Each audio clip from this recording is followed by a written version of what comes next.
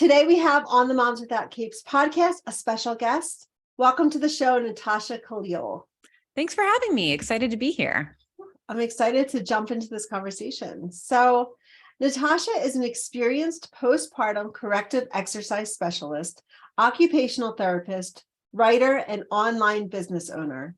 She helps women heal their bodies postpartum and navigate fitness and health goals through the many stages of motherhood. She's also a busy mom who went through a divorce 4 years ago and has spent the last 2 years finding balance in her life again. In today's episode, Natasha and I will be chatting about getting fit and how even fitness is best approached in moderation. Awesome. So, thank you. Before we dive into fitness and all of that, can you share with us more about your journey and what brought you to be where you are today? Yeah, absolutely. So like you said, I started off as an occupational therapist. So in college, I was a fitness trainer, personal trainer at the gym, was doing all that then. And then I went back and got my master's and dove into the world of therapy. Loved it. I worked with older adults. So I was doing a lot of inpatient rehab and home health. And then I had my daughter. And we all know how having a baby completely turns your life upside down. Yes. And so that it really changed my priorities and what I was doing, and also brought a lot of awareness to how challenging it was to recover postpartum. And that's coming from someone who was previously in the field and very fit.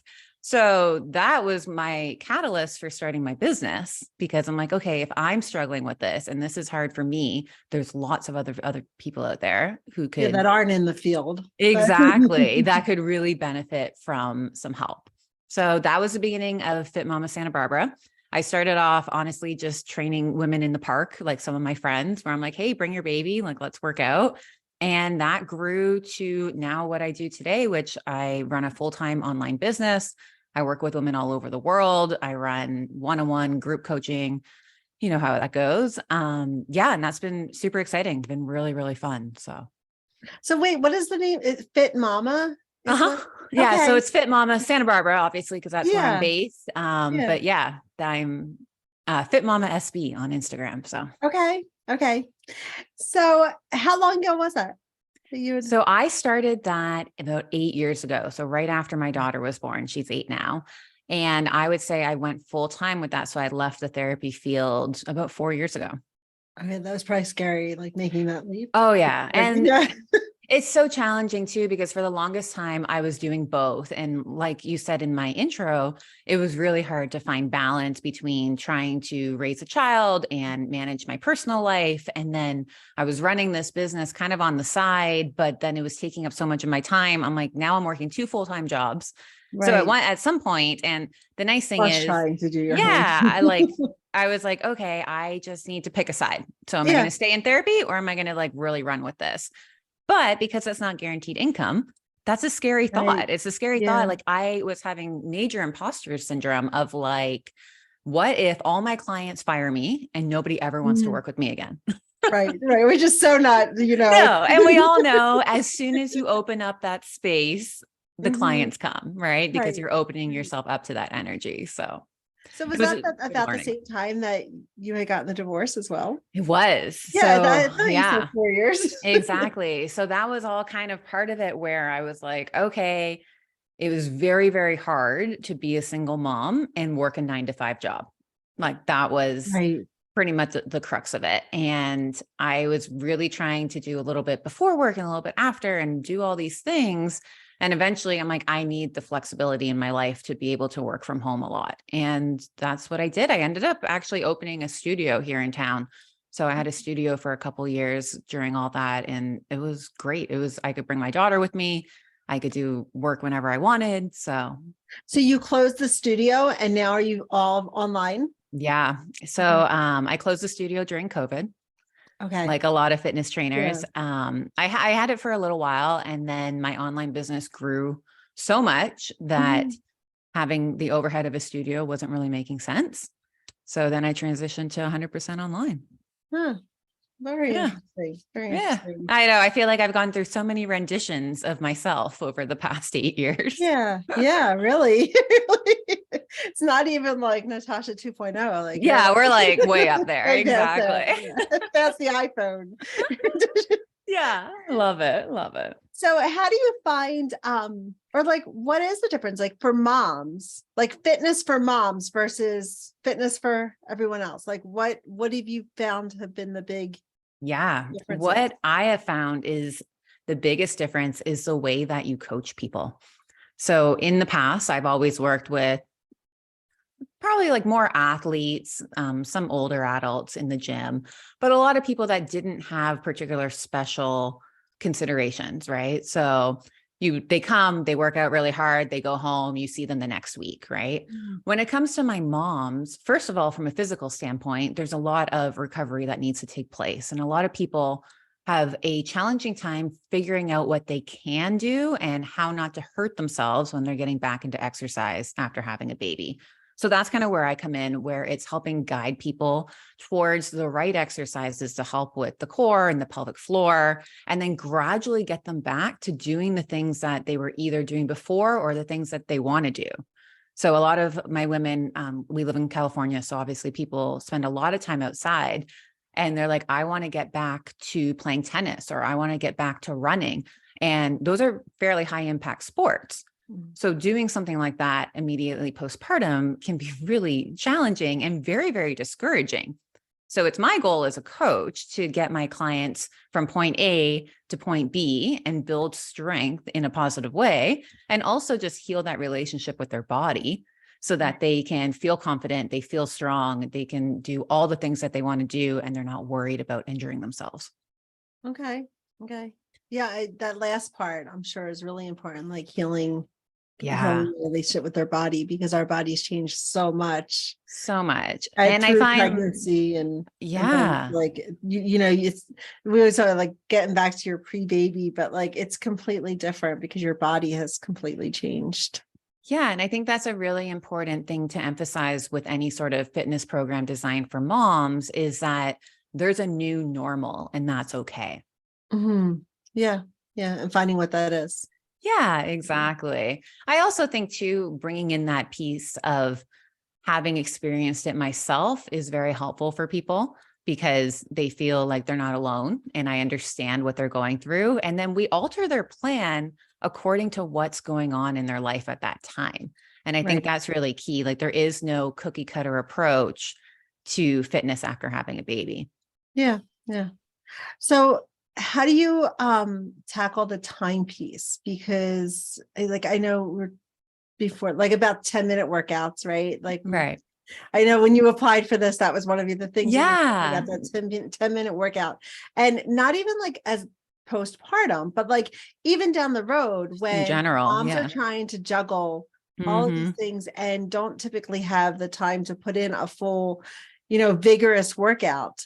What Absolutely. what do you see like can we get the benefits from a 10-minute workout or Yes. how do you And approach that differently? so the way that I look at it is so many people and moms in particular, because I find we are so prone to being more of a perfectionist and hard on ourselves than probably some other people. General public. Yes, exactly. Right. Um, so a lot of people take that all or nothing approach to fitness, right? And so they're looking at, say they download some 30-day fitness plan from the internet. We've all Mhm. done that. We all Yes. have some PDF sitting somewhere, right?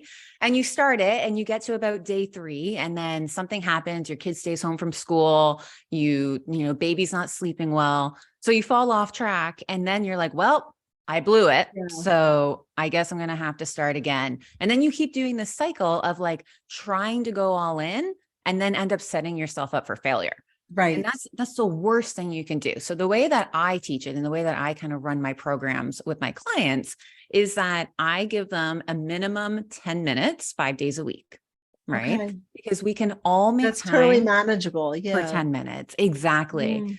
And what I find happens, which is really interesting, is that some days people will just do the 10 minutes. And a lot of times that's like a core workout. Mhm. So I'll do like a core recovery piece.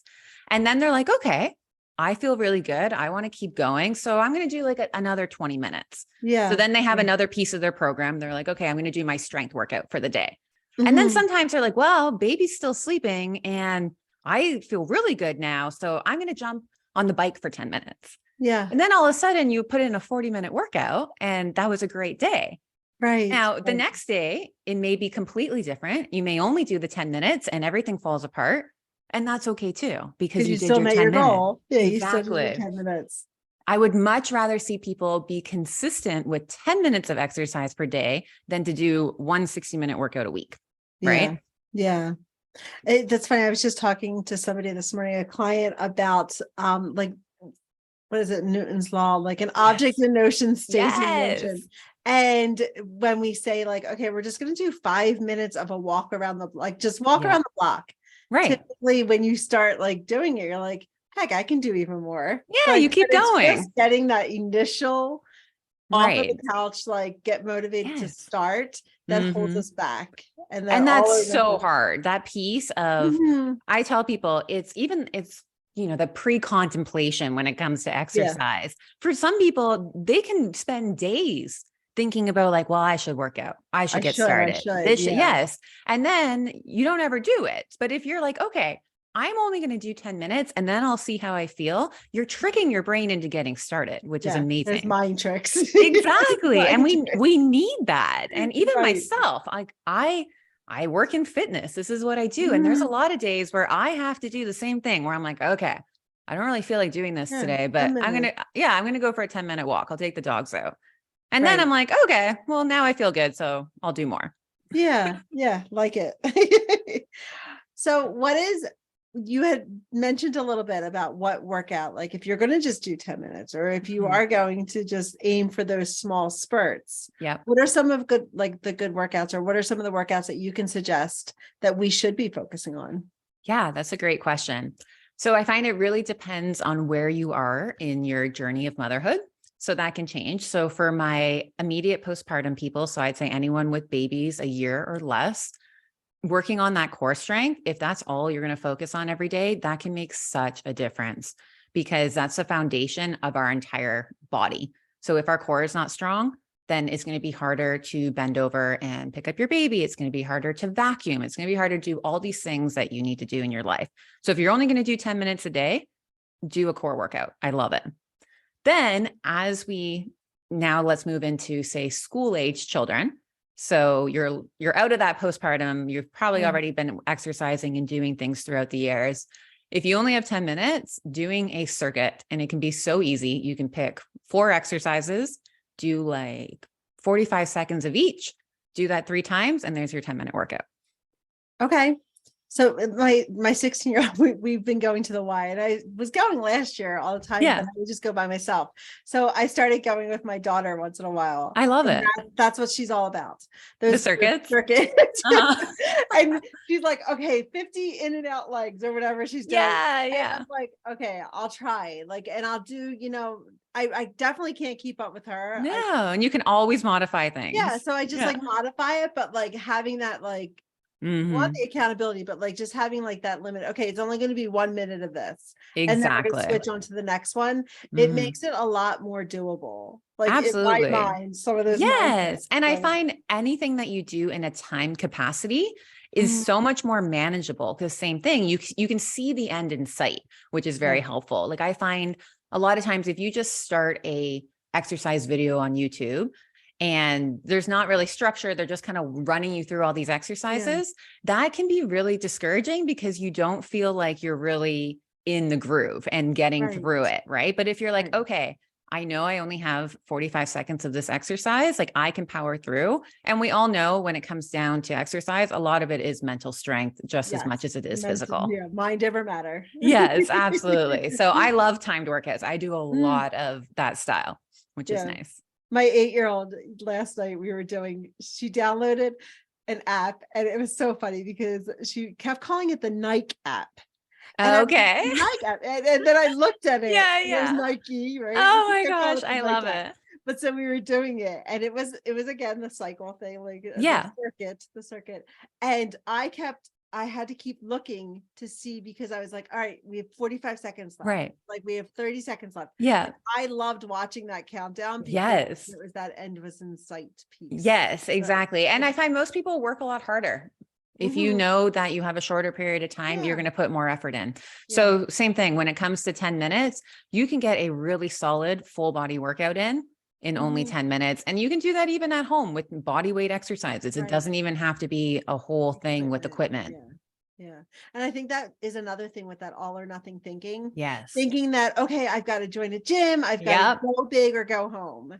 Absolutely. And they don't think about those, like just being able, like, you don't have to go out and buy weights. You can use water bottles. You can like modify, and you can do it right at home. Yes. And you can do it in between. I saw, like, we were talking about TikTok right before, but about like, waiting for your coffee to brew. Yes. Yes. Like doing squats at the counter. Yes. Yeah. Like, I know.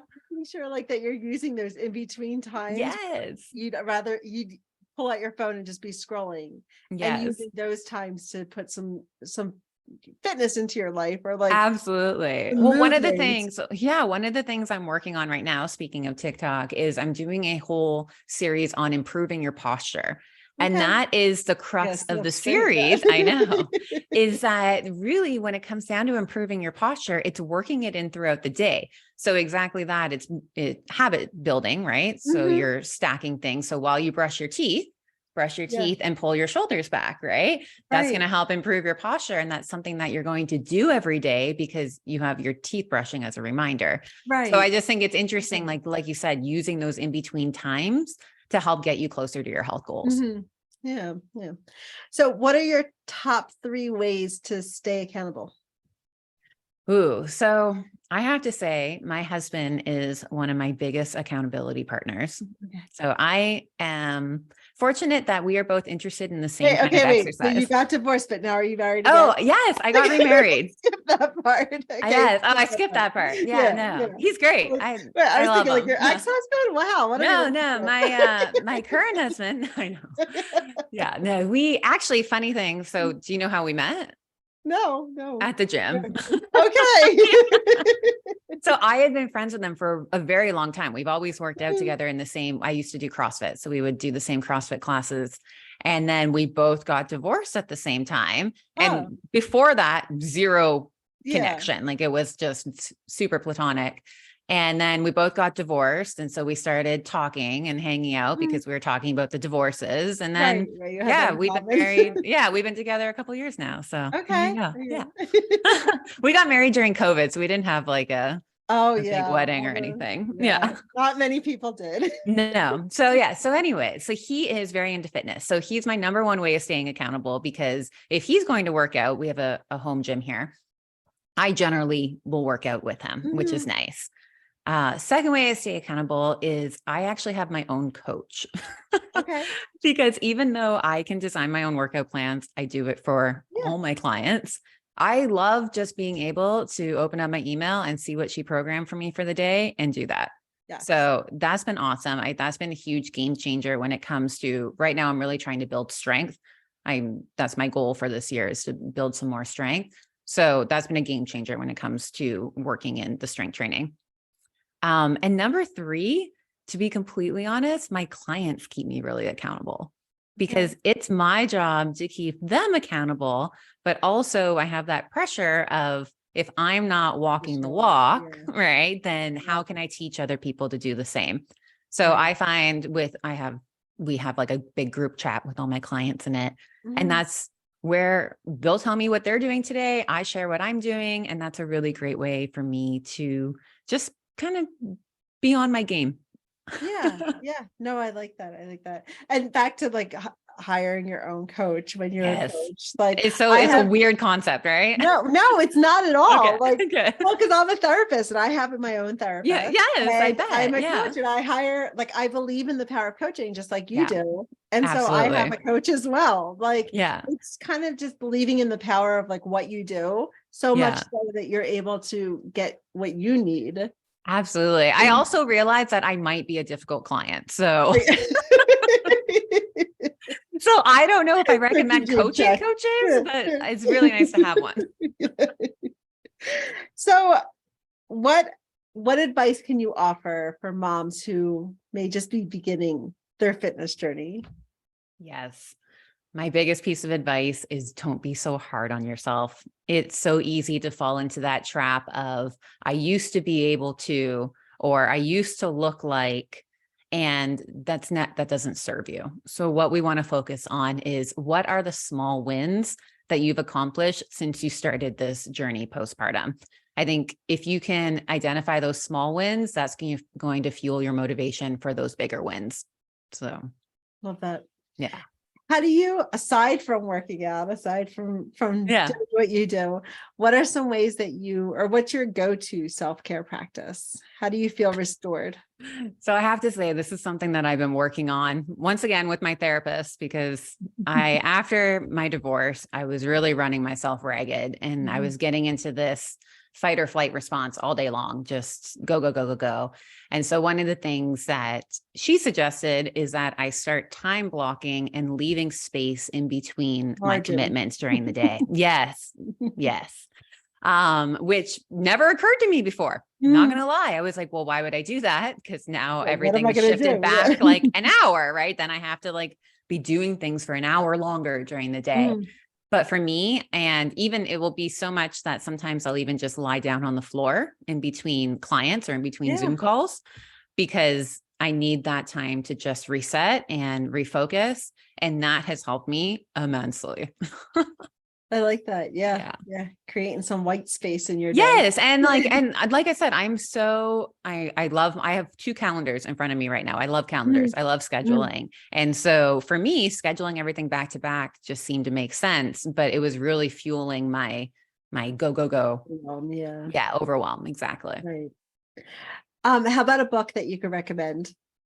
Or a book that's greatly impacted you, or I do like the book Badass Habits. I don't know if you've read that. By Jen Sincero. Yeah. Great book, because I like that it's written in a very easy to read, kind of funny. Like I love her writing. So that was a good one for me, because once again, I do a lot of work on building habits for myself and also for my clients. I'm looking around, I'm trying to think. This is always a hard one, because all the there's so many different things. There's our readers. Yeah. I did read the book, the hormone book with Dr. Aviva Romm. I think it's ROMM. I don't know how to pronounce that. Great book, especially for women who are in that 40 range and their hormones are starting to get a little bit all over the place. Highly recommend that one too. Okay. And then finally, where can listeners find you? I am on TikTok and Instagram. It's at FitMamaSB. I believe that's in the show notes. You can also find me on my website. I run a 90-day program twice a year. So that is launching shortly. That's going to be launching at the beginning of March. So if you'd like to get some more information on that, make sure to follow me on Instagram. That's where I put everything. And also just reach out to say hi. I love connecting with people that have listened or following, all of that. All right. Awesome. So thank you so much, Natasha, for coming on the show today. Yes. Thank you, Onnie, for having me. It was so nice to talk to you, and we will chat soon.